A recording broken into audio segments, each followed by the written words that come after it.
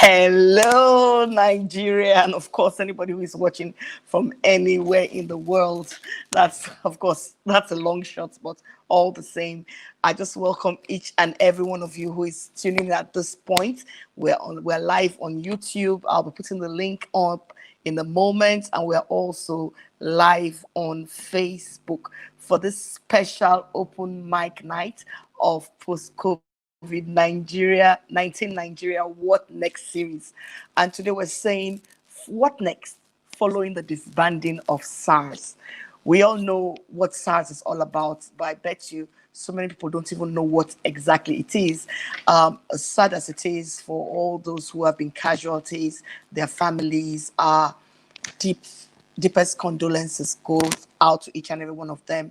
When one Nigerian is touched, it touches and bruises the heart of every well-meaning Nigerian. Just for the purposes of this program, at about say 2 p.m. this afternoon, when we just thought of doing a kind of debate for this evening, end SARS versus reform SARS, and we had a couple of people who were like pitching in on what side of the divide they would stand. But soon enough, a very good friend of mine, Emeka Ezekwe, he sent me a link informing me that SARS had been disbanded by the IGP, that's the Office of the Inspector General of Police. And we now decided, okay, we'll tweak this discussion a bit and we would target what next, because contrary to what many believe, that once SARS is prescribed, as the structure is dismantled, that things will just become hunky-dory.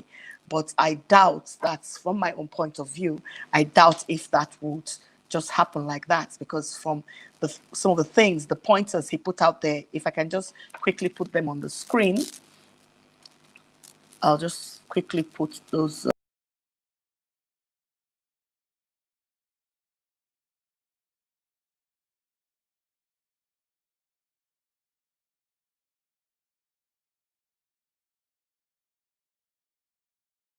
I don't know if people can hear me. Yes, I'm not too sure. But it says the Inspector General of Police has dissolved the Special Anti-Robbery Squad, SAS, all across all the 36 state commands and the Federal Capital Territory with immediate effect. All officers and men serving in the units will be redeployed to other police commands, formations, and units. 3. A new policing arrangement for tackling the offences of armed robbery and other violent crimes will be unveiled to the public soon. 4. A Citizens and Strategic Stakeholders Forum will be launched to provide an avenue for citizens to regularly interface and advise the police authority on issues touching on the general public. And finally, to deal with the report of crimes committed against citizens, an investigative team will be constituted, which will include civil society organizations, and culprits will be punished. Signed, DCP Frank Mba, Force Public Relations Officer, Abuja. Reading this, you'll be surprised that there's no place in anywhere that it was mentioned that they were, mandated to deal with Yahoo boys, which was for the most part what most of our angst were about, because innocent citizens were being harangued and all kinds of things happened that led to the brazen uprising that we just want to assume brought about their being disbanded. But for purposes of making things clear, I quickly just got some information of what SARS really is all about. The Special Anti-Robbery Squad is, or let's call it was, a branch of the Nigerian force under the Force Criminal Investigation and Intelligence Department. That's the FCIID. The squad, it's in the present term, because this is from Wikipedia. Obviously, they've not yet updated Wikipedia. So it goes, the squad deals with crimes associated with armed robbery, car snatching, kidnapping, cattle rustling, and crimes associated with firearms. It will interest us to know that one of the former deputy commissioners of police operations in Ikeja, Mike Okiru, is quoted as having said that SARS started when the infamous armed robber Shinorambo, I'm sure most of us can remember Shinorambo, was having a field day in 1991.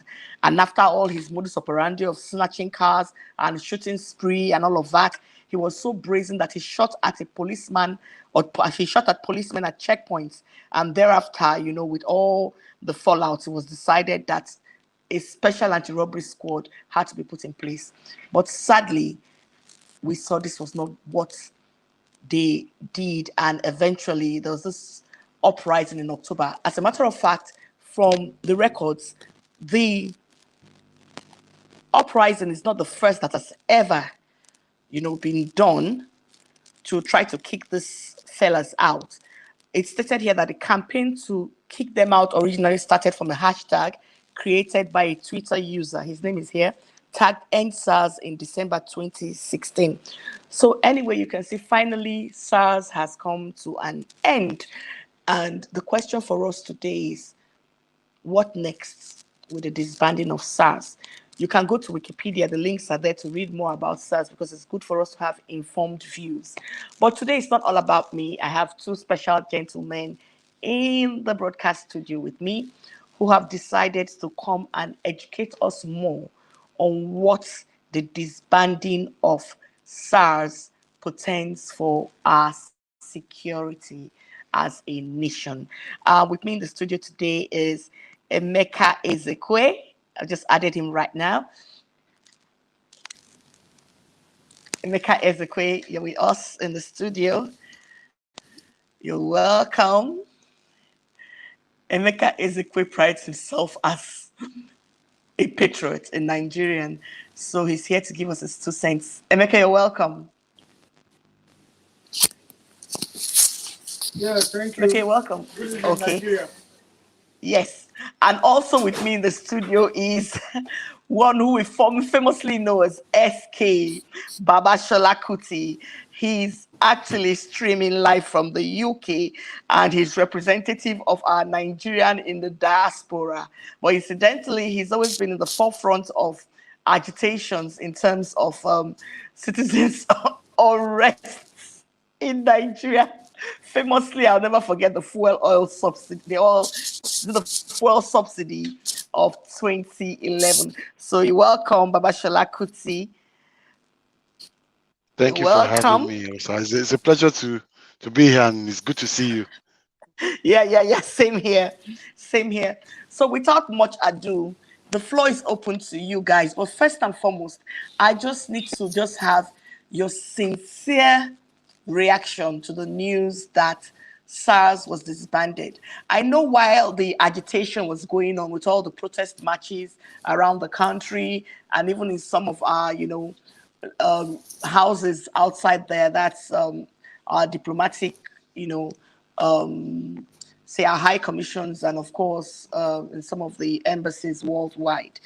The question on most lips were, is it to end SARS or is it to reform SARS? But I guess we've moved beyond that with the news coming from the IGP. What I want a reaction on just straight up is, how sure are we that this supposed end to SARS, because this is not the first time, are we to believe that ending SARS portends better things for us as a nation in terms of security? Over to you, Shola. Thanks, Dr. That's a pretty good question. While we hope that we're not sounding like skeptics about the Nigerian situation, for me, I don't know if you've read what I've written in the last few days. As a young man, maybe 15 years ago, I was very close to the police command. I still have very good friends that are very high up in the police. So I do know that the police is a good institution when it works. But I'm also, worried about, just ending SARS as they've said they've ended it. I think the main problem, and I say this about everything in Nigeria, is that it's not about, you can take an institution and rename it, get fresh people to come into the institution. It's about the attitude of the individuals and the collective members of that institution.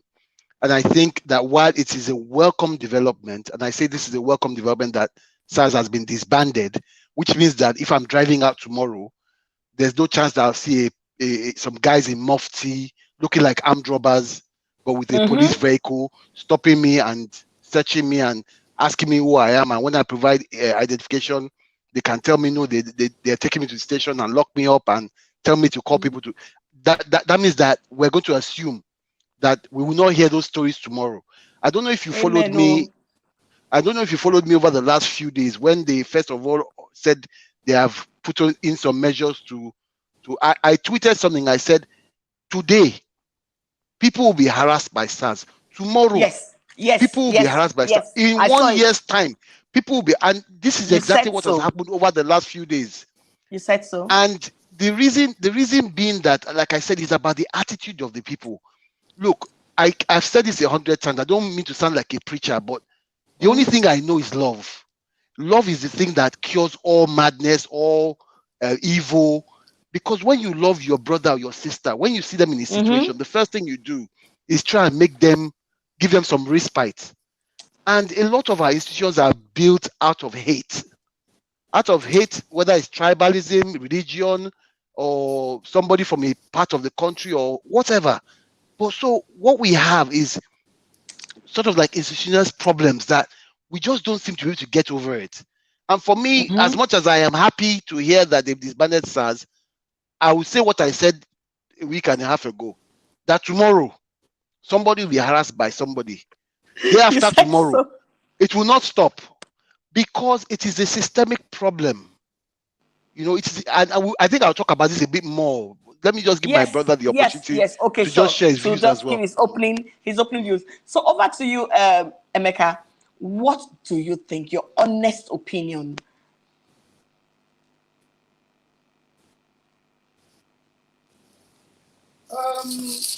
Just to add to what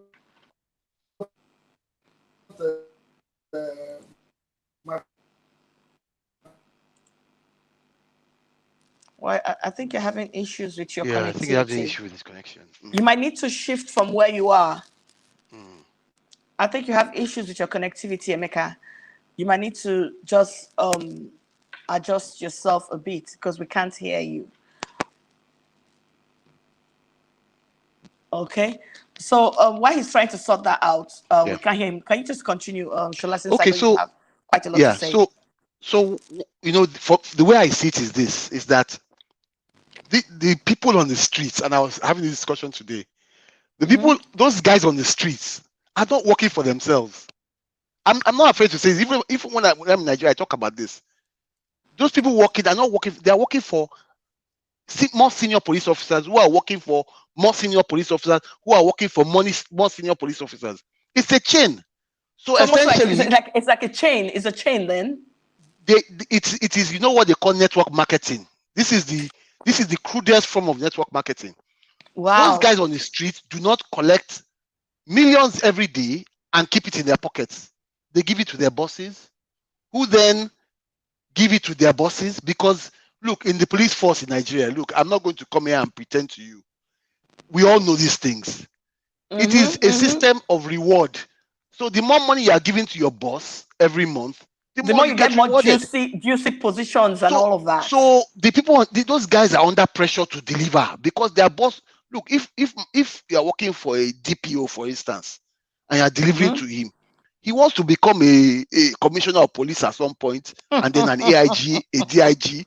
So you know that the higher it goes, the higher you go. So you'll be. It's a case of carrying along. That is it. You know, and honestly, I mean, it's such a painful issue. I you know, when I told my story, I couldn't express myself enough because while I was typing the story, it brought out a lot of emotions. I didn't tell you that when I came off the plane, I had diarrhea, I was throwing up, I was sick. And the next morning, in fact, I was told not to leave the house because I just landed that night. The next morning, I think Emeka is coming back in. I was then told. Okay. Just finish your thoughts, your line of thoughts. Yeah. I was told not to leave the house, but I had letters belonging to my great uncle that were very urgent from his house in the UK. So I had to take them to him, whatever happened, and deliver those messages, and then just stop at the office briefly. And we got detained in that place for at least 5 hours. Wow. I wasn't eating anything. I couldn't drink anything because I couldn't keep anything down. So I was sick. But the scary thing for me, and which I was trying to express, was that I was close to at least six commissioners of police, including the then IG, Miss Willie Smith. But they couldn't do anything. No, it's not that they couldn't do anything. It took me 6 hours to even be able to grab the phone and call anybody. So the point I was trying to make was that even no matter how powerful you are, my bosses at that time worked directly with the IG of police, who were actually police contractors, if I remember correctly, trying to fix the aircraft Citation 1 and Citation 2. So the point I'm making, I was that close to seat of power, but SARS still the person I was with, his mother was a general in the army. And they lived just 5 minutes down the road. And they lived we couldn't even, they first of all seized our phone, so we couldn't do anything. So when you think about the trauma that did to me, I cried that day. I wept like a baby because after like 4 hours, I was just fed up, and even now that you can see the emotions as I'm saying, it was such a painful incident. And in the end, the good thing I want to tell is that my partner told me, no, let's not do anything. These guys are local to the house and they know where we live. So if we report them now and they discipline them, they can come back and shoot us or do anything. So yes, there'll be reprisal attacks. Yes, there'll be reprisal attacks. So I think if Emeka can, we'll come back try to yes. Emeka is here now. So Emeka, I'm sure we can hear you more clearly now. So let's just give it a try. Yeah. Yes, sounds good. Okay, yeah, sorry for that. Very good. It's better now. Yeah. So like my friend and brother was saying, we have a fundamental problem. Why will another citizen derive pleasure in intimidating, hurting, or even killing another citizen just because you're wearing a uniform? It's not as simple as we are looking at it. There must be something that we're not getting right as a nation, where even civil defense, it's not even only SARS, even road safety. Once they wear, everybody wants to intimidate somebody.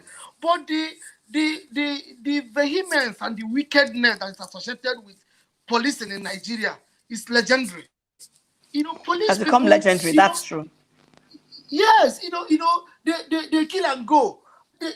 Nobody holds them accountable to anything. They manufacture all kinds of lies. When they label you an armed robber, that's it. You're dead. They say he was during gun battle with the police and so on. And you cannot be telling me that somebody is having a hairstyle, somebody is driving a flashy car, somebody is carrying a laptop in 2021. You're going to arrest 2021. That's amazing. Yeah? So we are celebrating poverty. It is now a tragedy to be rich. It is now for you. You cannot live freely because the police people that we are paying to maintain. No, but that is not even the main story. I agree. We need a lot of reforms, total reforms in the police, in all our security agencies, because they are so backward. Every other place, what you need to fight crime is technology. It's not arms. The Yahoo boys that we are fighting, what you need is technology. You can't use arms to fight them. That's true. Weapons. You don't need grenades to fight them. You need ICT skills. So why are we not doing that? So that is the issue. So, but the problem that this police issue is bringing up, everybody knows that apparently there is no structure. There is also lack of coordination. We don't even know who is in charge of SARS. Look at the way they dress. Wear the true slippers. They look like robbers. A few weeks ago, I was driving from Anambra back to Port Harcourt, and they stopped me along that between Port Harcourt and Owerri. I've already made up my mind that I'm not going to stop. Because when I looked at this guy, I was and that's dangerous. That's dangerous. I already made up my mind that this is a criminal. If you see the way he was dressed, he looked at me. I was coming back from a function, so I dressed in full traditional regalia. I was in shock. I was looking at him. There is nothing to show that he was a policeman. There's no police vehicle. Even the way he dressed, there's nothing to show anything that shows that this is a government official. So I told myself that if this guy tells me to park, I will go away, because in the middle of nowhere, the next thing they'll ask you to enter the bush, and it becomes kidnapping, and becomes a lot of things. So we need to put in place things that will make people to identify a police, things that can make them to say, no, it is my right. And that is part of the thing that this SARS thing has brought up now, you can see we are moving gradually there when people will say, is it not better we die than to continue to live like this? One of the things I found also surprising is that this government have not even attempted any form of reform in the police, in the security, and so on. We've had all kinds of insecurity. The best way to fight insecurity is to provide employment, is to refloat the economy, to make the economy buoyant again, so that people will leave crime when they know they can make money. Let me even shock you people. I travel quite often. I visited a very small country where they use people in the prison for tourism. I went to visit a prison. There were only 8 people in the prison, the whole country. What it shows is that this country is doing very well. And we were talking to them, we intervened. What did you do? Why are you here? Traffic offense. This one was drunk. This one spoke to an officer in a very rude manner. Are you sure that was not just optics? The optics of the matter. No. You said 8 people, 8 people in prison. 8 people in prison. 8 people. This was in Monaco. 8 people. Wow. Okay, I can't believe it is somewhere like that. I thought it was in Africa. Yes. No, never. I believe. The whole, you can see the noise they make when they hear that they kill people. Even as big as America is, you can see what the George Floyd riot caused. Then there was even a place where they celebrated the fact that police killed a criminal for the first time. I think it was in Sweden or something. You know, they killed somebody for the first time. So what kind of policing are we doing? People are more scared of SARS than they are of armed robbers. The policeman tell you, let's go to the station, you start fidgeting. You should be happy to go to the station. Yeah, you know why we're scared of that is the extrajudicial killing. You know, in a way. And nobody talks about it. Nobody, yes, that's just the thing. Exactly. But the thing I want to ask here now is this, you know, we all know what the issues are. We all see the challenges. We know they have failed. And when we keep on talking about reforms, you know, even people that have been talking about reforms in this time, it's like it's become a popular lingo. Reforms. Can we categorically just have what you think the reforms should be all about? Can we just say in this area? Because you see, when we have the people who constantly, like what I saw, you know, I didn't go out to protest. I mean, I call me a coward if you may, but I didn't go out to protest for the reason that I saw some videos that were trending online. You know, I couldn't even bring myself to put some on my page because I just thought the use of language and things like that, they kind of were too French for me. And I saw some girls saying SARS should go for the reason that SARS does not give them enough money when they, you know, and the Yahoo boys were going to. So it's like even when SARS were here, the SARS guys themselves, they had a price. So even if you were a criminal, but you could pay them, you would go free. And that's what happens essentially with our police force. Okay, you were coming from a trip, Emeka, you were coming from a trip, well dressed and all that. If you just wanted to just save yourself some trouble and you had played ball with them, so to speak, they will hail you and probably let you go. You understand? But the thing is this, if every Nigerian decides that evil is evil and not try to glamorize evil, we still need some kind of security, whether we like it or not, because right now, today as SARS has been disbanded, there are loads of Yahoo boys now who are jubilating, popping champagne, and deciding that they will do more of this, more of that. So we now agreed kind of that there has to be some kind of reform. So in your opinion, Shola, and also I'll now go to Emeka, and I've asked anybody who is watching if they want to pitch in, because one thing I've seen about Nigerians is when we put up, opportunity for discourse like this, they wouldn't want to discuss. They'd rather where everybody's shouting at each other and we're saying aluta, aluta, aluta.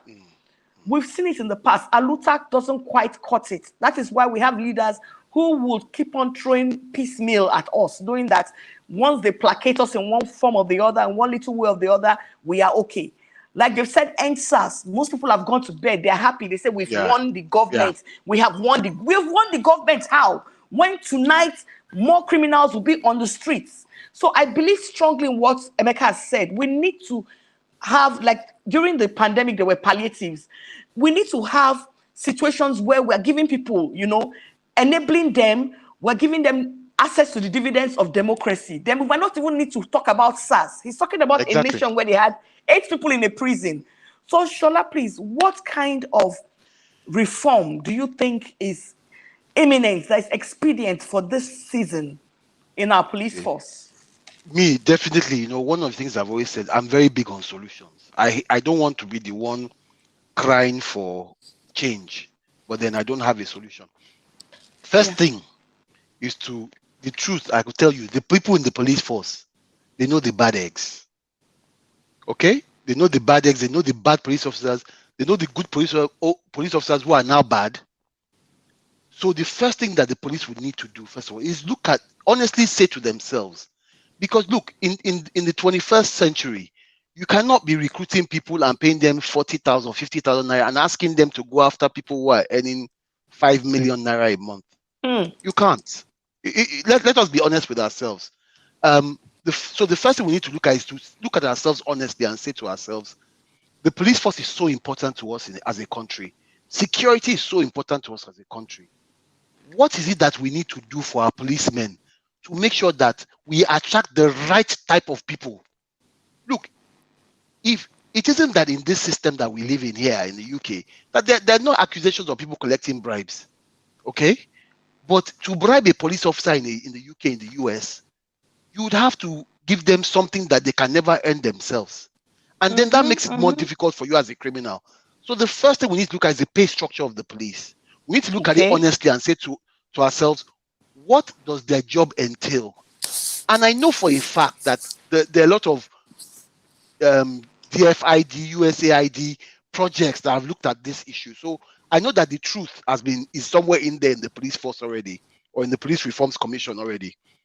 Now, we need to look at the pay structure, and then we need to look at the recruitment process of the police force. Then we need to look at discipline. Look, the overall thing for me is the discipline. I remember a time, we're even saying this today when we're at the protest in the UK. I remember a time when you see UK police officers are not intimidating anymore. They're all, you can see some ladies that are 5'5", 5'6", 5'7", shorter than me, and I'm a really short guy. In the old days, when you see a policeman, he's a giant. He intimidates you. But one thing you say, even now when you see a regular police officer, is that when they approach you, it is somebody that you see and they will say, "Good afternoon, sir. I don't know if you mind if I ask you some questions. Can you come?" They're so polite. They're so well behaved. Don't get me wrong. They lose their cool, and we've seen that in America. But the point is that it's the kind of people you are attracted to the police force. And then and this is what I'm talking about, discipline. And then when they do something wrong, how do you correct? How do you set an example out of them? When a police officer, you find that a police officer has unjustly detained somebody for more than the 24 hours, or try to get bail money from him when we know bail is free, how do you discipline that police officer? Who disciplines the police officer? Does the DPO discipline the police officer?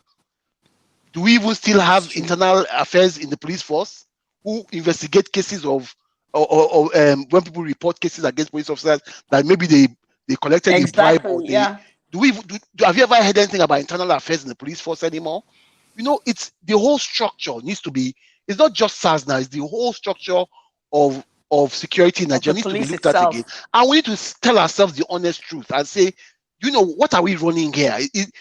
This looks like a mafia gang rather than a police force. And we just tell ourselves the truth and we fix it, and we come up with a plan that will fix everything. So basically, look at the pay structure, look at the discipline specifically, because if people commit a crime and there's no consequence, what stops them from doing the same again? So what you're saying is that they should visit the disciplinary process. Like if you saw what this guy said, the DCP, or what they call them, that announced the thing.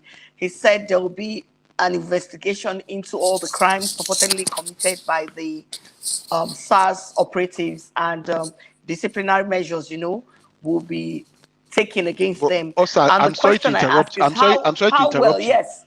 Okay. Why haven't the police force is not just starting? That's why I asked you. Exactly. That's we still have internal affairs. Exactly. So if they what has stopped them from investigating all these issues already? Why don't they tell us, we've actually investigated 25 issues And this is what we found them guilty. We've done this. People that are killed, they're in court. They've sentenced one to life in prison. Look, the question, somebody put a post out today. Okay. Sorry to continue talking. And I read that post, No, and it listen, said, listen. if it was your child that was killed, their Nigerian big man or whatever, if it was your person in government, if it was your child that was killed, would you still be supporting SARS? And I know, That's the pain of losing a thing. loved one. It's different if a loved one dies, of health reasons, but your loved one went down to the road to buy bread. And they didn't now come come back. and call you and say, Mama, they don't shoot Kini for bus stop. I mean, even psychologically, what it does to you, it's so much pain that I'm surprised that look, this is how Boko Haram, because of police that we have Boko Haram shooting in Maiduguri. This same. Yeah, this thing you just said, there was this kit today. This kit was so poignant. I'm sure most of you saw it, where this guy, his name was Ebuka, and he was talking to his mom, and he was stopped by the SARS and all that. It was his kit, but it brought home the raw pain. Having said this, I need to just put what somebody said. Let me just put it so you can read what this young lady who patched, she said, I think this all starts from the kind of training they get from training school. And that's not even talking about the conditions of the training grounds look like. Can we then safely say, and I'm bringing this to you, Emeka, can we say that most of the things we see happening in the police force is probably because they can't help themselves? I'm asking a question. Somebody just said the kind of environment they find themselves, the kind of things they have access to and all that, and the deplorable conditions they have to exist in. Is that enough? Because we're talking about SARS, yes, but in the course of this demonstration, we heard one of the protesters was gunned down also by a uniform wearing policeman. So, Emeka, are we going to are we going to blame the deplorable conditions they find themselves as reason enough for them to act the way they do? It's not enough. It's not enough. If you are the one that begged to apply, you enlist in the police station because you have the urge to serve. They should be asked, why do you want to be a police officer? Why do you want to be in the force? You understand me? So, but I think I will also add to what Shola said. What kind of training do they get? The kind of what kind of training? That's the when question. They go to police, do they tell them that, you're going to make money for your DPO, make sure you're going to top money every day and so on and so forth? Emeka, please. I'll give practical solutions. The thing about policing is that now they have problem. They are going to be reformed in 3 ways: that of training, personnel, and equipment, and funding. I'll start with funding. The excuse that they are not being well funded and so on and so forth. Yeah, government has part of the blame, but the police also make a lot of money. I live in Port Harcourt. If you also live in Lagos, people hire police for security jobs. My goodness. Okay. Why are those money not receipted? That's the question. You can hire police people to escort you from here to Lagos and pay 1 million or pay 200,000. That should go straight to the police. I don't think it does. Coffers. I doubt it. So there are a lot of ways for them to make money. Now, somebody once told me, see, even in America, they issue tickets, a lot of tickets. You see a policeman, no matter how much you beg him, because they say every day you must issue at least 25 tickets. So even if the mistake is there's a quota system in place. Yes, they will say, sorry, but I have to give you this ticket. So that I'm so sorry. Yeah, I understand you, but I have to give you this ticket. They are making money because the money is accounted for. So when we are talking about funding the police, they can actually make money. They can do all these escort services and so on. And then secondly, they have to be equipped. The policeman has to be dressed in a way that will be able to generate respect. I'll look at you and say, when a policeman is talking to you, he is oozing some respect and authority. This thing that we're hearing, that most of them are buying their uniforms. Some of them are looking tough. Some of them smell. Some of them, they say stink. So he makes the policeman, he's carrying a gun, and most of the time they are drunk. So these are part of the issues that we have to tackle. They have to be equipped, properly equipped, uniforms, boots, and everything. So that when you see a policeman, he's representing the federal government, so that he will look like, like somebody with authority. That is another one. Again, training. We need to train our police people very, very well. Train them in civil relations, how to approach people. Why are they looking at civilians as the enemy? There must be a reason. Are they telling them in police college that don't see all those boys when you see them break their legs? So all those anyone that do anyhow, do them anyhow. And all those, so they come out with vengeance and anger and looking at people. So these are the fundamental issues. But practically, for us to reform the Nigerian police, because they should break their legs. For us to reform them, we can start by appointing an IG that is not a policeman. Exactly. We did it in custom. There's no law that says the Inspector General of Police must be a policeman. If you go to structured environment like Shell, Total, and all of them, most of their security managers have no background in security. They were trained, ICT and everything. See, go and take all the security managers and all this story, and they're doing fantastic job, as Trump will say. Yes. Fantastic job. You understand me? They monitor the security these days is not about carrying stick or carrying grenade and be killing people and be shaving people's head and be shooting people anyhow. It's intelligent gathering. We started Nigerian police force very well. Scotland Yard, the military. So you're saying the position of IGP should be outsourced? Yes, it should be outsourced. Yes, anybody, if you have the competence, because they are the only people that can actually implement this reform. They can think outside the box and say, let's do something drastic and get this thing working again. All these things that we are saying, if you go to some places, like in South Africa, all the crimes in Nigeria, I'm not sure they equate with the crime in Johannesburg. But you don't hear about police killing people every day. If you stay one day in Johannesburg, your ear will fool. You hear all kinds of very creative crime everywhere. I know. I watch it. I watch them. I know South Africa very, very well. But they don't kill people. They don't go about killing people anyhow and shooting people and saying that they are this, that.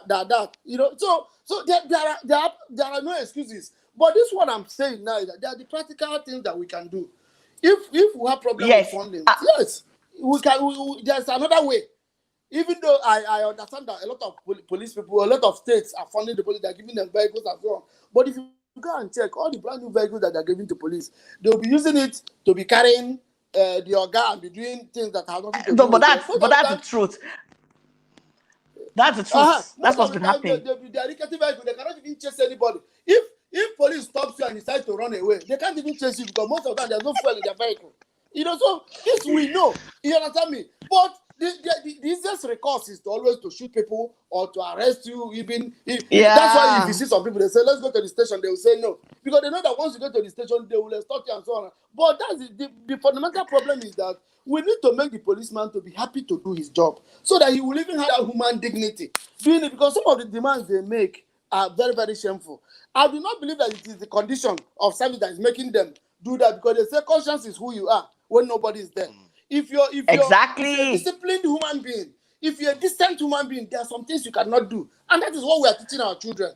Don't make circumstances to bend you to do things that you cannot do. To now start acting a certain way when it's not part of you. My background is in business development. I know about some companies. There are a lot of big companies that you go to work for. The salary might be poor, but the exposure is enormous. Yes, there's places that you go and work. The salary is so big, but no exposure. So if you're in the long term, you be where you get the exposure because that is what will take you. Yes, because that will be much more this thing, makes more productive. If we build a beautiful police force, people will be proud to say, I'm a policeman, I'm a cop, I'm a policeman. My job is to protect. Yeah, the cop. I'm a cop.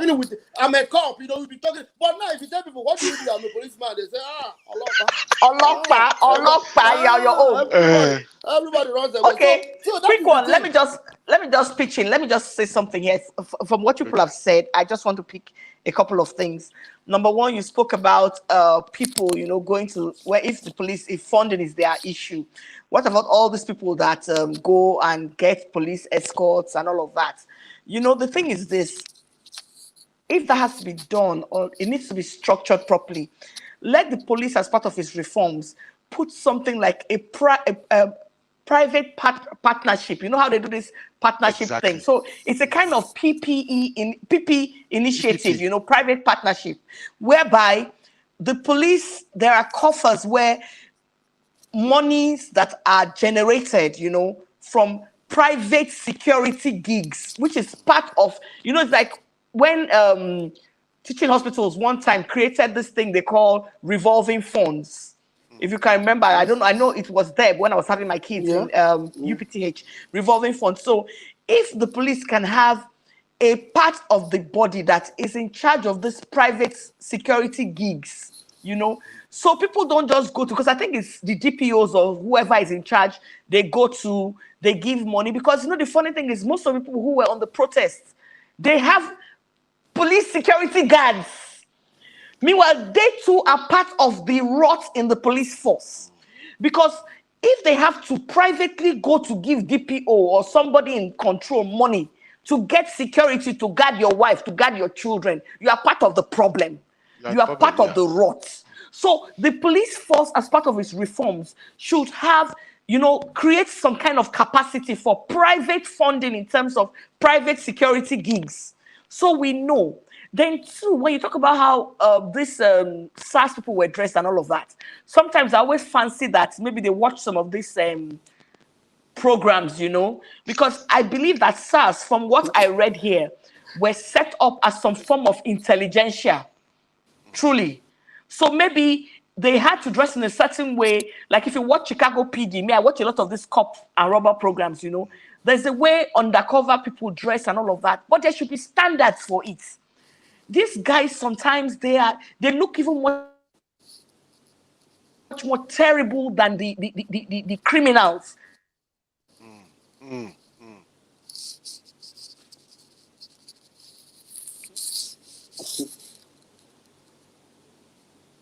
Russ, are you there? It seems like we lost you. Are you there? Okay.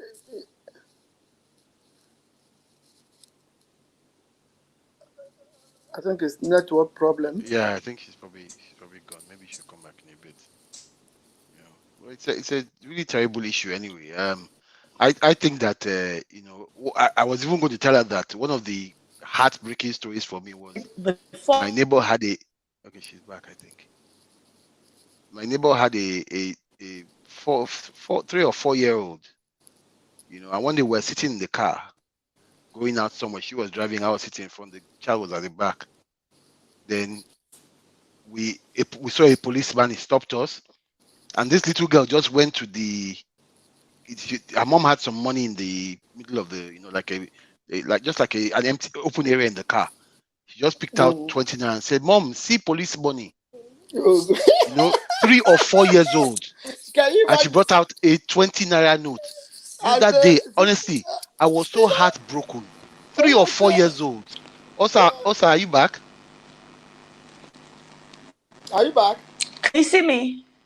Yeah, we can see you now. Yeah. Nigeria will not do something to us. So I the whole know. thing I was just telling the whole thing just went off. Yeah. We just saw you see. I was just telling Emeka a story. But like I was saying, okay, yeah. Well, let me pitch me in now. Let me hear, because I know people were still live. I was telling Emeka a story about when my heart broke. This is probably about 5 or 6 years ago, maybe even longer. My neighbor had a 3 or 4 year old daughter, and she was driving. I was sitting in front. The daughter was at the back, and we were going somewhere. And we saw a policeman stopped us, and she wound down to talk to the policeman. And the little child just saw 20 naira in the car and said, "Mom, see police money." And this girl was probably about 3 years old at the time. I was so heartbroken. Oh my goodness. I was so heartbroken. Goodness. She brought out a 20 naira note and said, "Mommy, see police money, give police." Oh my goodness. I was so heartbroken. I was like, oh my goodness. God. This is a child that is still growing, that doesn't know anything. Oh my And this child has already goodness. formed in their mind Oh that every my time you see a goodness. policeman, you give them not 1,000 naira, 20 naira. She called it police Oh money. my goodness. But me, Oh my goodness. I've experienced this one first time with my children in the car, and I Mm, reprimanded the policeman and said, you can see that they are. Why will you be asking me money in front of my family? You know, and my kids, we are going to Oh Calabar. Jesus. We are going to Calabar. They were asking, so that means anytime you see mm. police people, you have to give them You have to money. give them I money. say no. I say no. That you just have to give them for being Ah. in the sun. They Mm, kept asking me, and I was asking the guy. There's some things you don't do in front Oh of my children, goodness. and so on. But part of the problem, part of my solution is that we can They start having couldn't private control detectives. themselves. We can start having private detectives, to create another kind of work for people for ex-police officers. If you go to mm. police school, if you do very very well, you can retire Yeah. and become a private detective, and not to become a police consultant. You do know what they call police consultant? If you have a case in the police, you go and meet a retired ASP, Won't a just retired become DSP. corrupt? Won't they become Yeah, corrupt? to Won't help they you, become to help They you corrupt? go go and and talk to they go and help to you talk help to you go and their people be to the settle the judiciary. matter. And he will tell you, boy, look for money, look for some money, look for money, look for money. Because it's Won't something. they? But if you have a disciplined police, if you retire, you go and become a private detective or something and contribute to society. Policing is actually a very noble profession. But It I is, don't isn't it? know what a part of our problem is, that we have centralized it so much, and we are so afraid of performing it, that we have found ourselves where we are. They're not, most of them are not bad, some of them are. But the system, if we can get the system right, it can hedge in some of these bad ones that are giving it a bad name. And then let me just also add that Mhm. to what he said about retired policemen.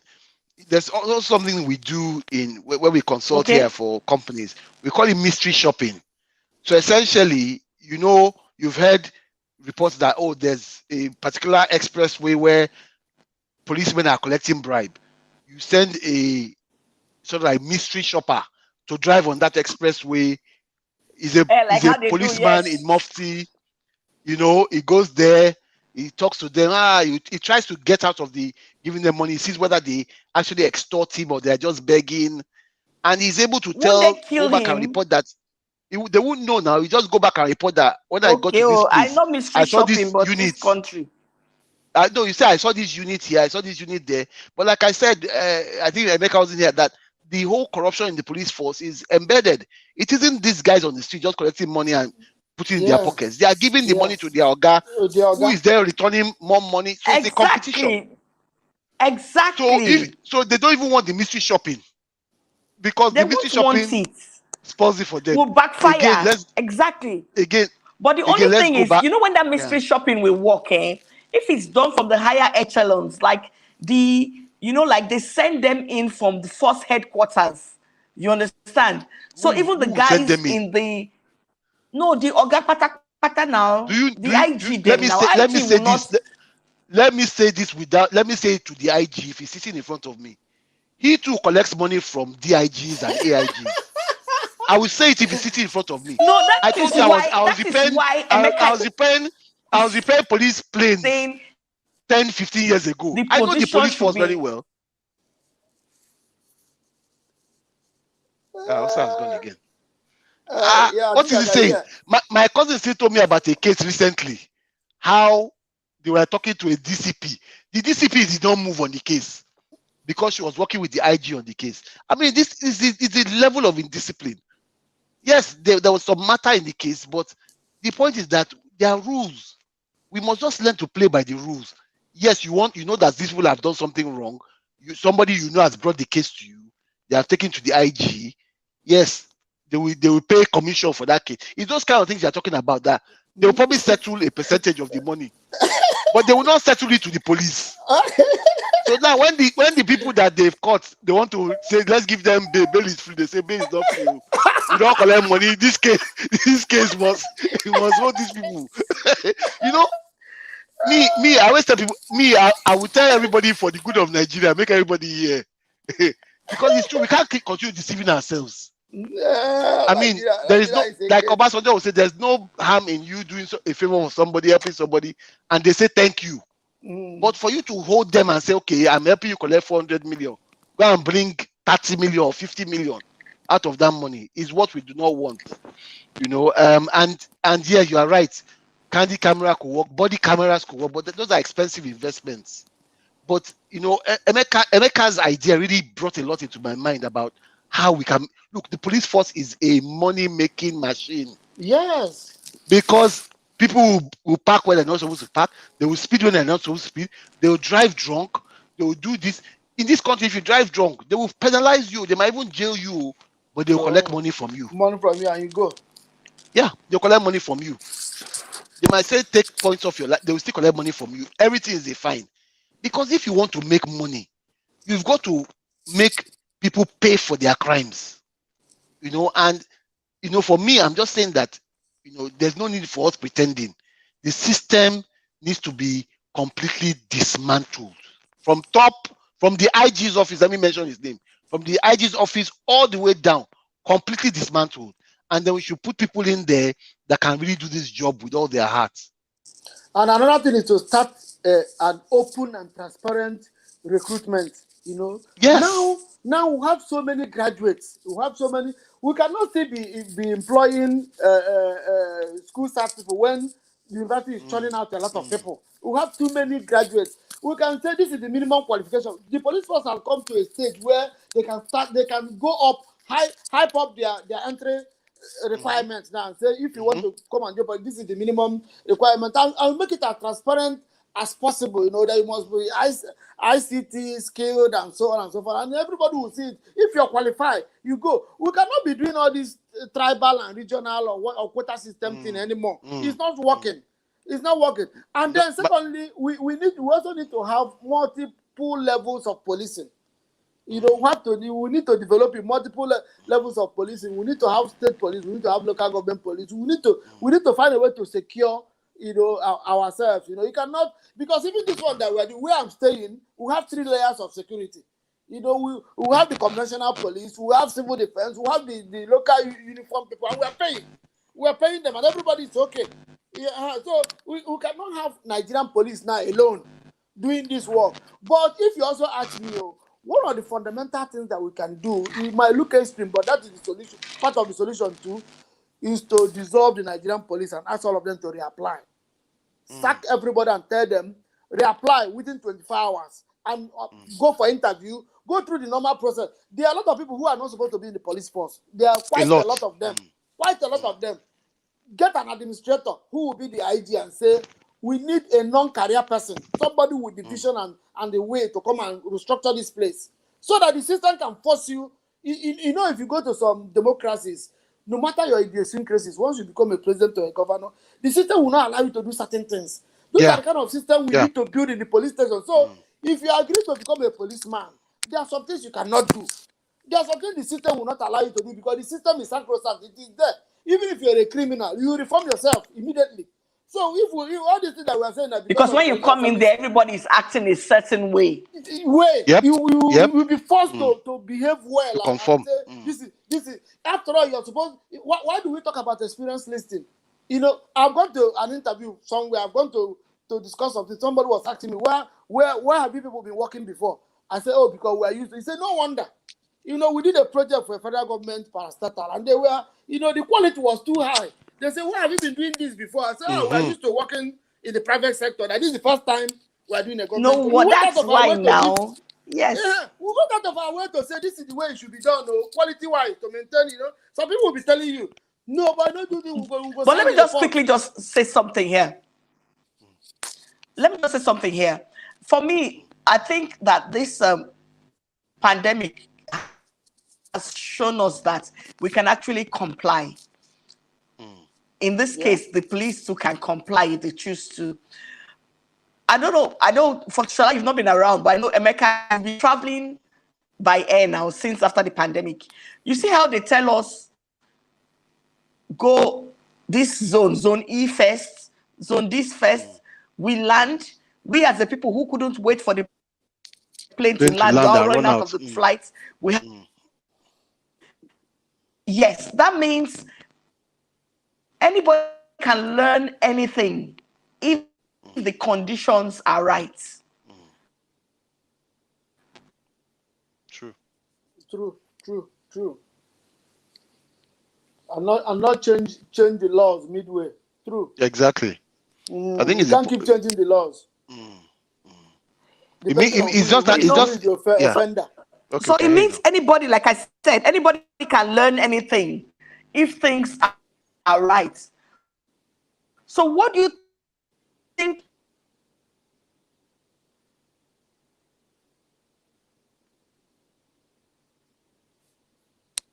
She's You're gone off again. again. She'll come back One now. of the So things that we can also I said, do. what is that thing we can do to the Nigerian police that will make them get their act together? You understand? Like they can actually conform. I'm sure they It's, it, can. it's What just is it's just that one discipline. thing? It's just discipline and enforcing discipline. And like I always say, we in Nigeria, I think for a long time we built our institutions on personalities rather than building strong institutions. We're building strong personalities, and it's just that discipline. It's like, let me give you an example, very simple example. Nigerians are very unruly.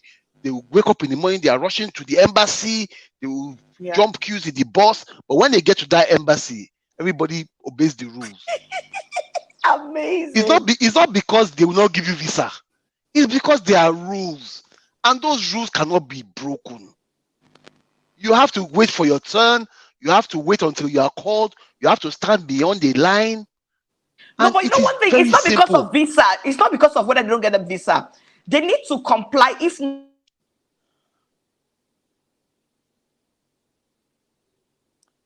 she's gone again. the thing They about don't have a Nigerians choice. is we fear those things being taken from us. So we'll No, just It's not. comply. I'm for, telling Because you for the that me, it's moment not they for get me, because out of that place, for me, it's we not go for me, back to status quo and we're for when me, they behaving the get same way. for me, it's a cultural thing. We have it's a what we cultural call big man thing. syndrome. This big man syndrome in Nigeria and in Africa. Don't you know who I am? So you say nobody should pass here. One person with Abada or Babariga or whatever will It come to happened in pass. the airport last week. I Everywhere, saw you it. understand I me? saw So it. if you set a rule for an ordinary man, the big man should obey it too.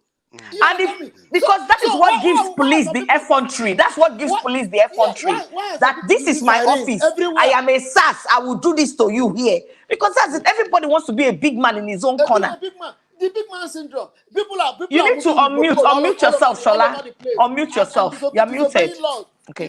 So people are even beating traffic lights just because he has police escort. Yeah. Then we come out tomorrow and say, end this, end that, reforms. And we have to agree that whoever you are, if there is a law, if this is illegal, it is illegal for everybody. And if you see any policeman aiding and abetting, that person should be arrested. You understand me? So we have to look at the big men.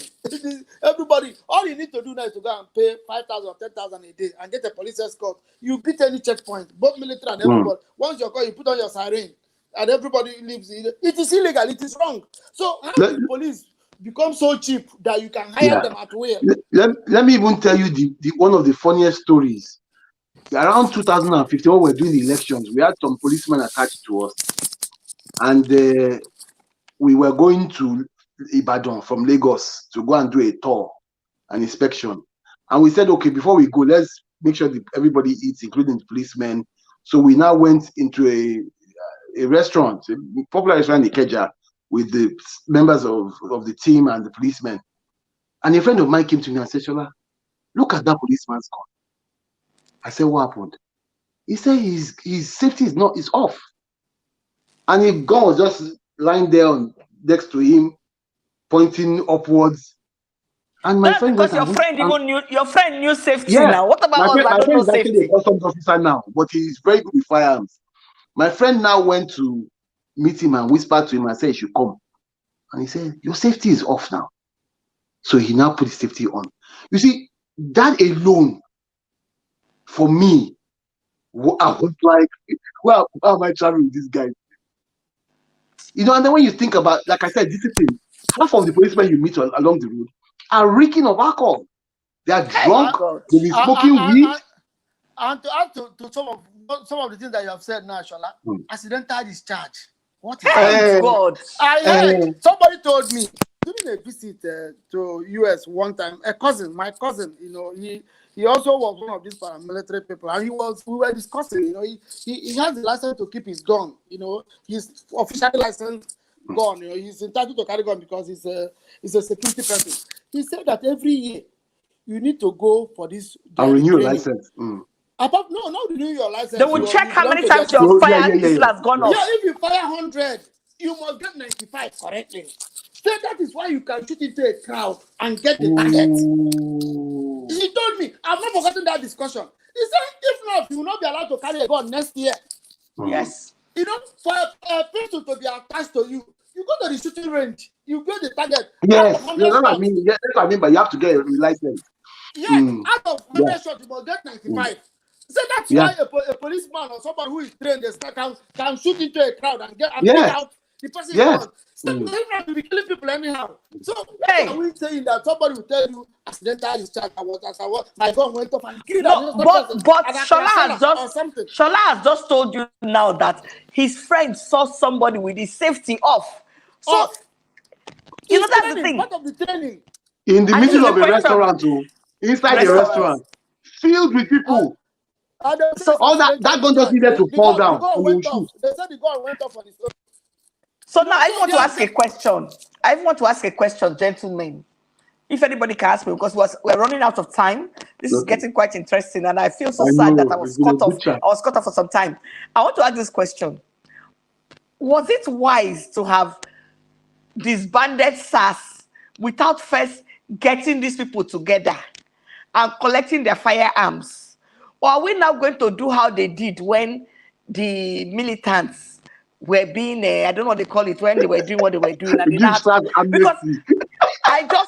because in my opinion, what happens to those firearms? Because these things that they now felt were like their property, I don't think, like I told you, it's only from watching Cops and Robbers that I know about this kind of things. All those, and I'm not talking about sidearms. Why do you think it's not a problem? Help me. Because from the little I know about police, you sign your firearms. So it's you have to sign them out. It's so easy for the DPO to call all of them and say, return your firearms. And what I heard is that they'll tell you when you're going to return it. If you sign a firearm today, maybe you're going for an operation, return it back. You know, maybe because of this incompetence or all these things that they have been doing, you're supposed to go sign the arms after 2 days or 3 days or 1 week.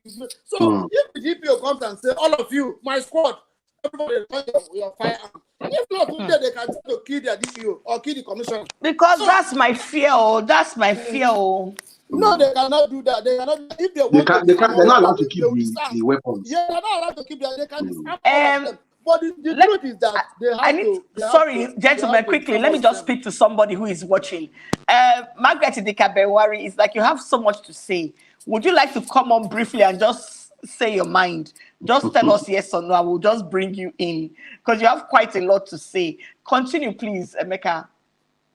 You know, so what I'm saying about this is, so if you also check the activity of police, there are a lot of internal mechanisms for them to do that.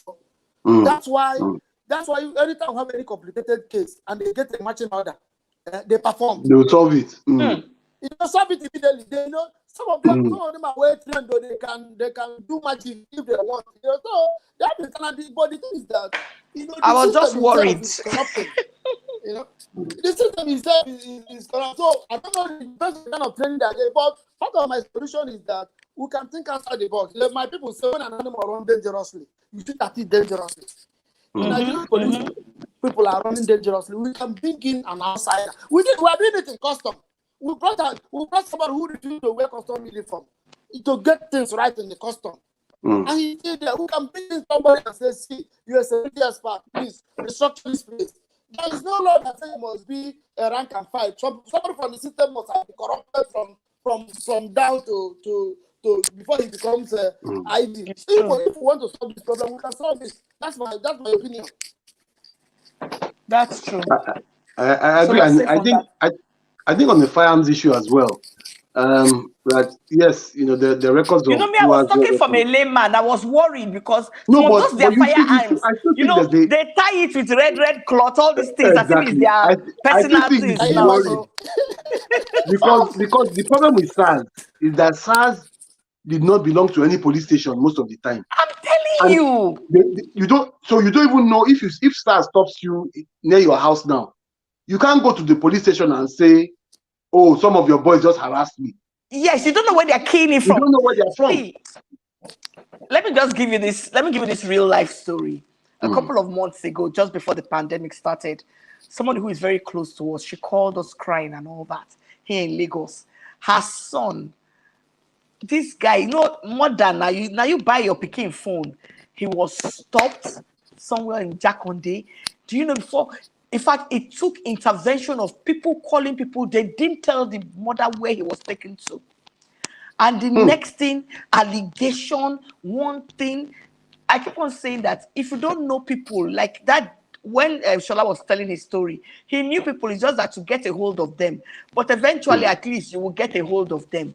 If you don't know people or didn't know people that time when these guys were operating, because they were like extrajudicial. It's not like as if somebody, ordinary Olopa, catches you in Jakonde. You know, there's a Jakonde police station. Police station. They will take you. They will take you there. This nobody knew, and all of just from something they got off the boy's phone, and they now said he should write a something that he was committing internet fraud. But how? So it was really bad. And they'll beat him up. And so, have you heard the kind of names that all these stars people answer? Kill and go, killer, bomb breaker. Bomb breaker. And, do you know? That harassing people, they say, shoot his leg. No, before you mention it, shoot his leg, break his bones. No, I've heard it. I've heard such things. So it's crazy. Oh God. It's crazy. I had a personal experience, because some of us, I had a personal encounter with the police in Germany many years ago. It was my first time. They stopped me. It was very cold. I didn't know my way around. I couldn't even know where to get a taxi. So I was there waiting for, and they saw me, and the cold was getting more severe. I'm very polite. They spoke German to me. I didn't answer. One of them said English. I said yes. He now said, "Where are you going to?" I said, "Do you have a way?" I showed my passport. He said, "Okay, it's a far place that you cannot get a taxi here." They now discuss among themselves. Okay, come in. We'll drop you off. I said, "Wow." Enter police. If na SARS no enter, if na SARS no enter. I said for Germany. I said, don't worry, I'm fine. I'll find my way. They said, no, that we're trying to help. We're trying to help you. See, somebody's here. Everything was going on in my mind. I was seeing myself in the jail, in cell, in a factory where they said that arrested me. They talk.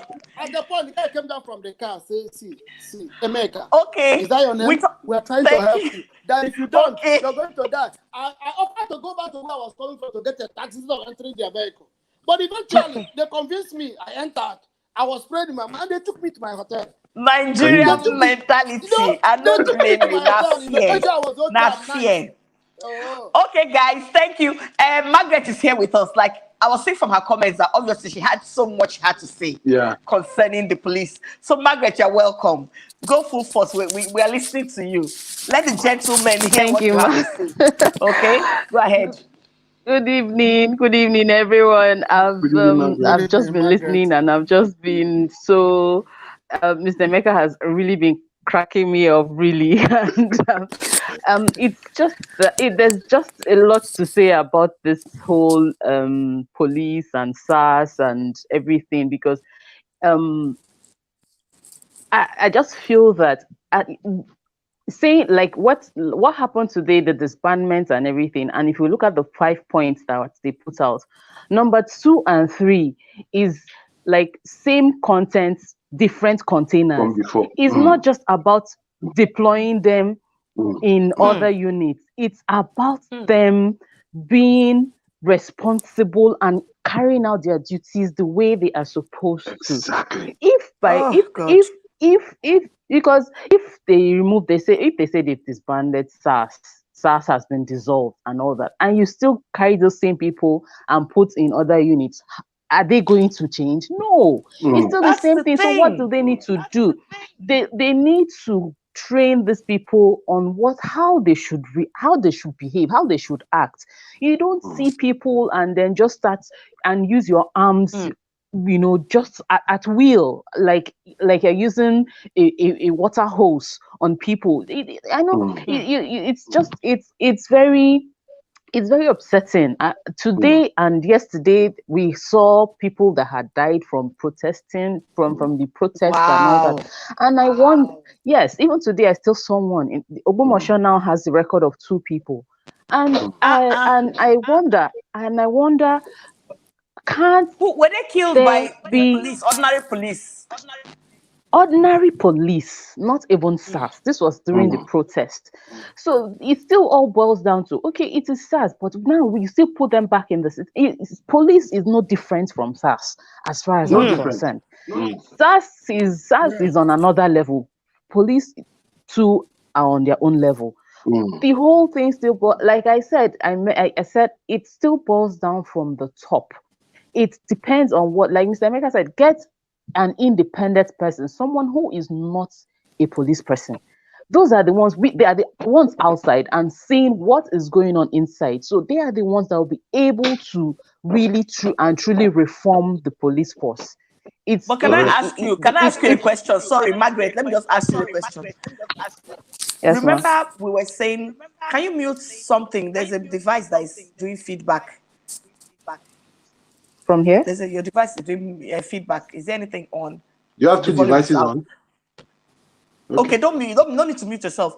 Anyway, is that not what we said about Ibrahim Magu and EFCC? Exactly. Exactly. There was no difference really. Problem has changed name. Yes. So like I said, it's not about removing them from SARS and then putting them somewhere else and all that. And they now went ahead to say that they will now form something else to take care of the armed robbery. It is still the same thing. Let's not be deceived, because it's still the same people that they are going to put in the so-called units that they are going to create. But how are they going to behave when that time comes? That's the question. Even if they're on the roads and they see someone walking and feel the person is a suspect, if the person provides you with the necessary identification and all the necessary information you've asked, you let go of the person. You don't just go ahead and start battering the person, and then you go as far as taking them to ATMs to withdraw their money. Or giving them POS That's machines. robbery. It's That's robbery now. robbery. It's Do you know what robbery. I was So thinking they about that ATM own? ATM own. They should people should come up. You know how they do this thing, like when there's a court case and plenty of people come together, a class action suit against the Nigerian police force, and people who can prove that and attest that they went to their ATMs, the banks should provide CCTV footage. Also, this guy, Sega, Segun Awosega, is the Yes. guy that started this whole NSAS thing, I think, or he and a few people. He actually has been very effective. If you follow Sorry, him on Margaret, Twitter. can you just mute yourself? Yeah, okay, continue. He has been actually very effective on Twitter. And what he does, basically, he has telephone lines set up. He's also been able to work with the police, set up a unit where you can, like a customer complaints unit. And when these cases happen, people tweet at him, he investigates. And in most cases, I've seen at least 50 or 100 where he has actually had the people get their money back, and the policemen have been apprehended and they'll be dealt with. But the interesting thing I want to bring out is that it's the same thing Margaret is talking about, because even though those people have returned the money and the policemen have been supposedly arrested, that's the end of the matter. I bet you tomorrow those same policemen are back on the street doing the same thing. Because the truth is that only 1 out of 10 Nigerians will report, or maybe 2. 8 of them will keep quiet because they don't want to die like me. Yeah. We should also be worried when people are always citing the rising crime wave and all those things. And so if you check now, we have one form of security operation or the other in almost all the 30 states of the nation. It tells something. There are too much unemployment. The economy is not growing. These are things that leads to crime. These are things that lead to frustration. We cannot be talking about all these security and SARS and so on without talking about the other issue that is making people take into crime. all the time, because the policemen, how many people are they going to kill? There will come a time when the citizens will overwhelm them. Yes. They want to take the laws into their own hands and say, then they die twice and so on. So government should. But did you see what happened in Benin yesterday? They were beating up SARS guys. The videos all over. Government should be interested in trying to make sure that the purpose of government is to make sure that citizens are happy. You understand me? Sometimes when we travel, we keep asking people why everybody is happy. They say yes. So why are there no riots? They say because the citizens are happy. It is only in Nigeria that we believe that we can run Nigeria without the people participating. We can run Nigeria. Anybody we kill them. Anybody kill all of them, put all of them in jail. It doesn't work that way. It doesn't work that way because eventually, if not that they are doing this intervention now about this SARS matter, this thing would have embarrassed the government.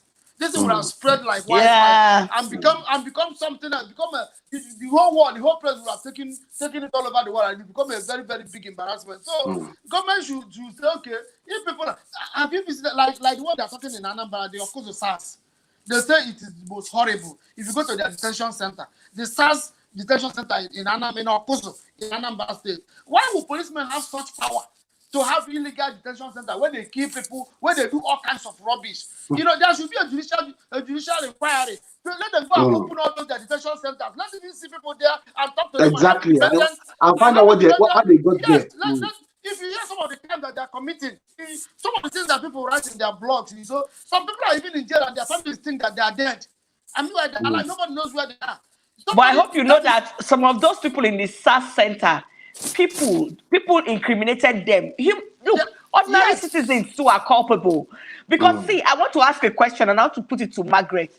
Do you think, sorry, gentlemen, but I can't help. No, we've been here for do you think that, no, I know what I'm going to ask. I'm already apologizing to you people. Do you think that if a woman is given the role of top brass of the Nigerian police force, do you think there will be reforms? After all, we have two women contending for World Trade Organization. To an extent, yes, I think so. I think that there will be a reform because let's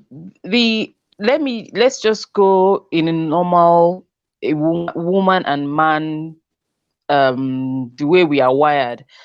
The way women are wired is just totally different from the way men are wired. So I just feel that, okay, if at the very top there's a woman there, I don't think we'll have it the way it is right now. But that's not saying that we can't have a man that can do what the woman would do. Yes, that would do the job.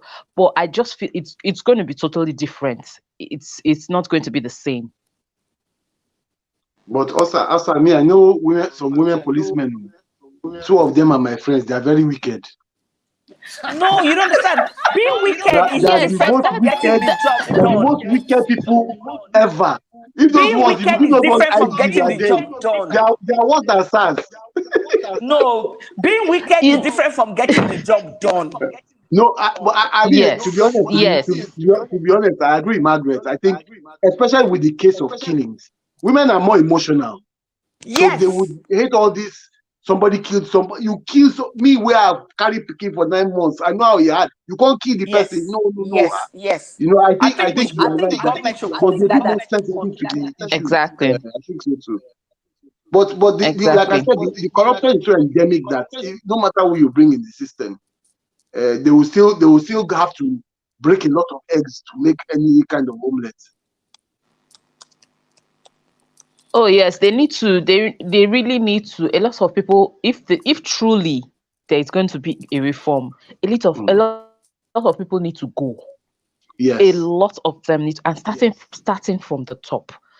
A lot of them need to go, because if it's like you mentioned the other time, this DPO will tell assistant DPO to go and they give themselves money. They return. They do returns.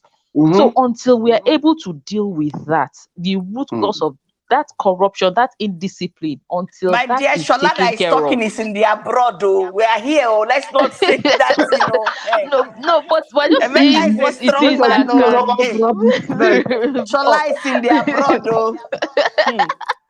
But It's a the life truth in of the the abroad. it's something we all know. It's something We know we it. all Oh, know. that's true. I'm And not we should Yes, never be joking. We it's afraid to know. something we say it. all know. Mm. Because We should, That's me, I always if tell them, that is not I tell them the truth. And I found, like I told somebody, they were saying, they will arrest you. You're always criticizing government. I said, look, do you know when I'm flying in and out of the country sometimes, somebody will just run to me and say, Mr. Shola, I follow you on Facebook. You show me the ID card, you'll be a DSS guy. can I'll say, you yes. imagine? You say, oh, I like what you're doing. You're a very patriotic man. Please continue telling them the truth. Just Feed speak. them. As long as they're not doing it for bad reasons, because Exactly. they know. They wish that they were not like that. They wish things were different. Because this is not how And to it's run just a country. few of Let's be them. honest. It's only few of them that That's will good. acknowledge this. Mm. Only few of very Only not up to few. a handful of them. If you ask me, for the when we're talking about sacking all of them, I think like 70% of or if not 80% of the police force should go. Yeah. Because Wow. that they are the Yes. Wow. ones. Yes. True. 70 or 80% of them should go. And then bring in people that like it That are you, they dependable. people that recruit the people that they recruit are just people that just from the slums. That's where they Yeah. recruit people who Yeah. do not Because know what it is, yeah. what it is Yeah. to be in the force, to be a security person. As long they just go there because they just they apply for You the don't jobs get because job. they don't have anything. Yes, Mm. exactly. But they do not Mm. have the technical know-how. They don't have the knowledge of what They it don't takes. even They have don't the have what love it for takes the job. They don't want to be to Thank you, policemen. Dad. they do not. They do Mm. not. So that's a Also, problem. should We I need make to it get worse? graduates. Do you know that sorry to interrupt you, Margaret. You know some of the people that are recruited in the police force are even recruited as special deals. So you go into the force, I'll help you get into the force. They'll pay you salary. You cut me something out of the salary. I mean, so the Whoa. whole process. Look, first of all, how many of our children in our generation, in our class, would you ask? Go to your own children and ask them, what do you want to become when you grow up? How many of them will say the word policeman? But it's not the same abroad. It's a thing of pride. Look, the head of the fire service in the UK retired, I think, a month or a few months ago, and our pension was £2 million. Wow. Fire service. Oh wow.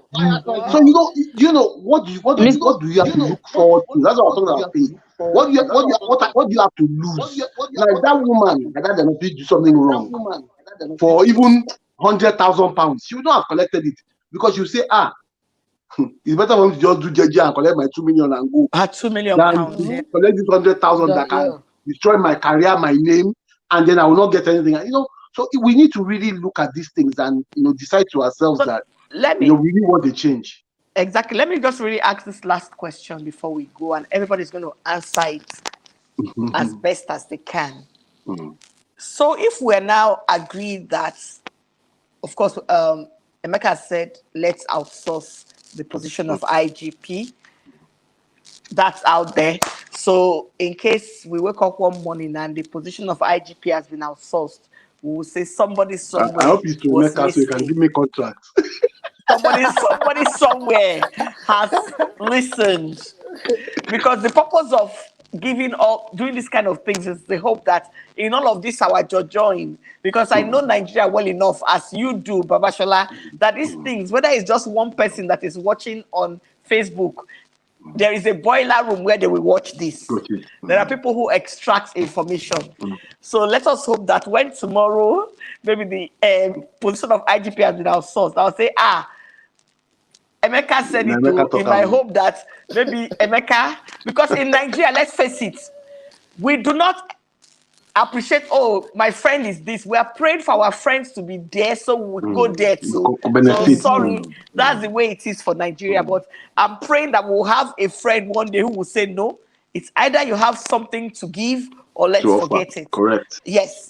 So I'm praying that's kind of Nigeria I pray for, really. So it will make Amen. your friends around you struggle to increase capacity so they can be Correct. there, Correct. Then, having said that, we're saying, okay, the top echelon, the top brass, they should be removed and all of that. The question I now ask is this: who are those that will be taken up? given that we have said, and in fact, Margaret said it at a point. She said the entire police force is corrupt. We've been saying the entire police force is corrupt. So who are the people that will now assume position, given that the entire police force is corrupt? So that's the question I want us to end with. So I'll ask you first, Emeka, who Yeah, is going I to take think over? I I think that just like the issue we have with our elections, if you make the system or the process very credible, it will attract the very best in the land. It is the same thing. If we reform the police, put all the infrastructures and all the things in place, the best will come out. We have Nigeria. One of the things that we have in this country, we have the best in Africa in terms of human resources. I've also moved around Africa. I've tried to do some things here. You know, Nigeria is like America in Africa. Most African countries are where Nigerians are in the 80s. They are still trying to, they're late, they're still trying to. Nigeria is fast paced as well. We have so many people all over the world doing great things, doing marvelous things in other countries. So we're not lacking in human capacity in any way. All we need to do is that, but everybody is shying away from all these kind of things because I don't want to be dirty. I don't want my reputation to be ruined because no matter how good you are, if you come into a corrupt system, they'll finish you. They'll come together and rubbish you and so on. So if we start with this reform, you will see people will be applying. Come, I've done this in Canada. Let me come and do it for you. Exactly. Oh, now you're talking. Exactly. We'll have reverse brain drain. Reverse brain drain. Correct. And see, Correct. and see, let me also tell you, any system where you need to get anything you want because of who you know, because of where you are or where you're from, one thing happens, they leave. They go to other countries, go to Canada. Who are the best bankers in Canada? Nigerians. Go to Singapore, go to London, go to UK, go to America. Who are stockbrokers? Who are the best? Nigeria. And they'll be wondering, these are genius. Most of them are. Why are they not in their country? Why are they not in their country? Because of the political system. Because of the political system that does not recognize talent. You know, that does not recognize the genius factor. They will be contributing and developing other people's countries. So if we get things right, and a lot of people will come in and do the right thing, and then we'll fix this place, and everybody will be okay. That's my take. Thank you. So you are saying sincere reforms will bring about reverse brain drain to the force. Yes. In fact, we have a very, very good friend of ours who, in fact, he's been given commendation by the Manchester Police Force. He's from Rivers. And sometimes we used to tease him that, why don't you come to be unlocked by Nigeria? And he's like, so he's retired now, but he's now a security consultant, you know. Severally, he had tried to bring in some ideas. He's been frustrated and it's hard to go back. So now over to you, Margaret. Are you going to add to what Ogameka said, or just? Yes, I agree, and I also feel that we have a lot of people who studied criminology. We have a lot of people in the legal system as well that can do this, you know. And then even if they all have to go, undisputed, they may still have to employ a few of these people as consultants because they have been in the system, and we can't deny the fact that there are some things that they are very much aware. It's just like let's say in America the CIA database or the FBI database is hacked. They will want to look for that hacker and they want to look for that hacker, and if possible employ that hacker. So yes, because anybody that can do that shouldn't just be thrown into prison just like that.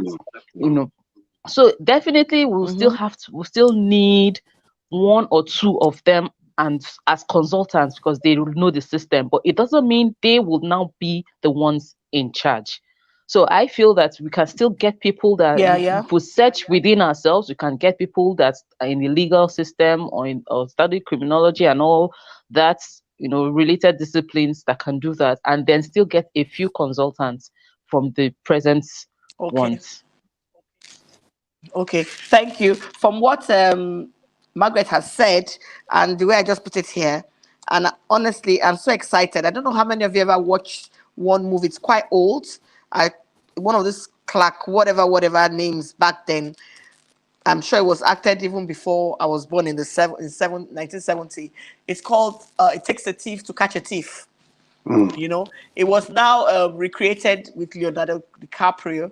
You know, where this guy who had been evading the CIA for years, doing all kinds of identity theft, all these things, and he was eventually recruited, you know, as a dark sites consultant for the CIA. So what Margaret has said, and I put it on the screen, is sincere reforms will boost confidence in the police system and will create an enabling environment to attract prospective, you know, employees, like maybe from, I call them prospects, from the legal field, criminology. And she's going as far as to say, in fact, some of these Yahoo boys can inadvertently, remember that guy in America that was caught, the Nigerian boy, for him to have done so well, Invictus, you know, and we've not heard anything about him. I sometimes wonder if he has been, you know, absorbed into the American NSA system, because anything is possible. Our other dude that did what he did, for you to have evaded so much, you know, Nigeria, we don't know how to harness. We hope that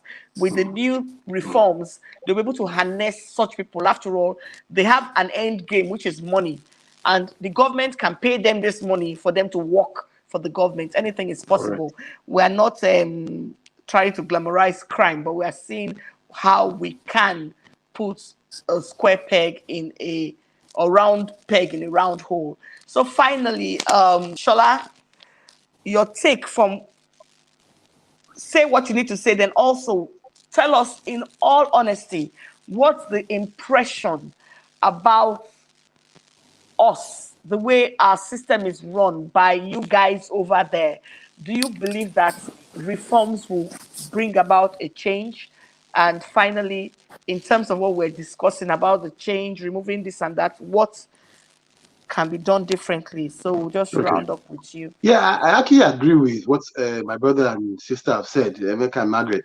And just to add on top of that, Margaret did say that, you know, the police was corrupt, but I think that I personally know two officers who are probably around the AIG, Commissioner of Police rank, who are exemplary people.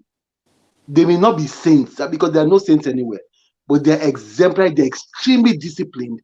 I look at them as my brothers. I've tried to seek favors from them, and they've made me go through the proper process. You understand? Let Emeka not do that to us. So when he goes to I don't want this nonsense. So. I won't take it. They made me go through the proper, and I believe that. In fact, I know three.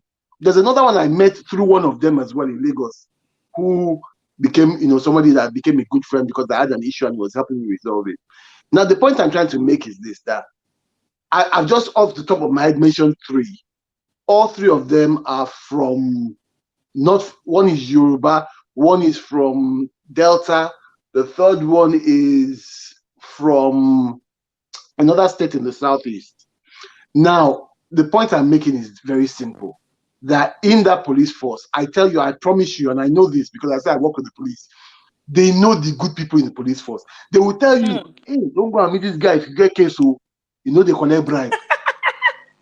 So what we need to do is use those people as an example and rapidly promote those people and train them and put them in positions of authority. And that's in addition to what Emeka and Margaret have said. And then the other thing is the perception. People are horrified by what they've seen. I mean, this NSAS thing has brought the raw boots. And you know the funny thing, when they were doing Black Lives Matter, when Nigeria was helping them, I said, in your backyard, SARS is killing people every day. They're not doing NSAS. They're doing Black Lives Matter. This was just a few months ago. So people have seen that even the George Floyd, when they carry for head, they do protests for Nigeria. His matter is small compared to what people are going through on an everyday basis. You can say that again. Yes. Because even I've been following this NSAS process for over a year or two, but I've been horrified by these recent stories. It's almost as if they've gone completely rogue and they just they don't even care. They've Now the gone point rogue. is that it gives us a very bad look. You know, there's nothing worse than when people are going to come to your country and they already think your country is not safe. Then they now find out that it's even because of police that it's not safe. It's Well, worse. you know, it gives them this has damaged their reputation internationally, I can tell you for free. Because it shows that our policemen are like armed robbers, they're like gangsters. And I'm petrified because unfortunately, sometimes they say don't wash your dirty linen in public, but this issue we has will wash it, forced us though. We will wash it. to wash it because it was too much. And I saw a lot of We will international wash people it. tweeting. What it means that the foreigners will look at us and think, wait, We will not wash only it. is crime high in Nigeria, but the people that we will most likely expect to protect us It's are perpetrated by the also police. even sounding worse than the criminals. No, Nigeria, we have to add, if we say that we're on the top 3 most dangerous countries, they will promote us because this is something that I don't think they knew before. They knew that our police may be corrupt, but for They them didn't to know be it was like bravely this. committing crimes, in the public glare. I mean, I think this is a dent to our image, and it will take a lot to repair. Yes, that's why earlier today I said something. I said after I got the news about the disbanding of SARS, I said I want to believe that it was part of what made that so swift. Although we've not heard anything from the presidency, as far as I'm concerned, it's just the IGP, and it wasn't I don't know if the IGP spoke, because what I read was the DCO. Did anybody see the IGP speak? Did he speak? Did you watch him speak? Yeah, I think somebody sent a video. I've not even watched it. Okay, because I haven't watched the video. I just saw that this thing. So for me, I was pushed and forced to imagine that it was a matter of optics. I think so too. Optics I think were it's just not good. to say the Because, protesters have no excuse anymore. Yes, because it was really, really bad that even Hollywood started weighing in. Hollywood was weighing in. Everybody was weighing in. And it wasn't like they bring back the girls something. This one was something that could be done expeditiously, So, but be it as it may, like I said by any means necessary, this evil has come to an end. So Amen. I'm just so glad that you guys heed my call when I just came like that. Look, I mean, this is the stuff of which Nigerians should be made of. I know how very, very busy Emeka is. I tell you, he's a very, very busy person. So when he was just responding on the thread, I was like hard pressed, but I just asked him, and I was like, why not? Then you, Shola, most people don't understand. Shola and I were tight bodies, but we've never met physically. Yes, that's an interesting story. We have never ever met physically. That's the kind of life we should live as Nigerians. It's almost like how many years, right? From before subsidy. 2014.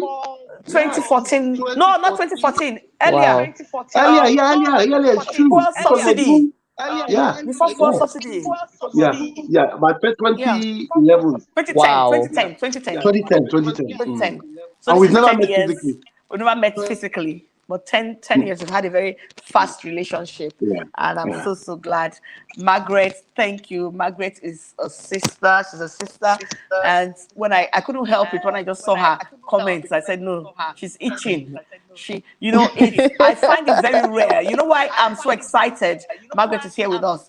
I find it very rare to find women who are, ready to discuss such issues.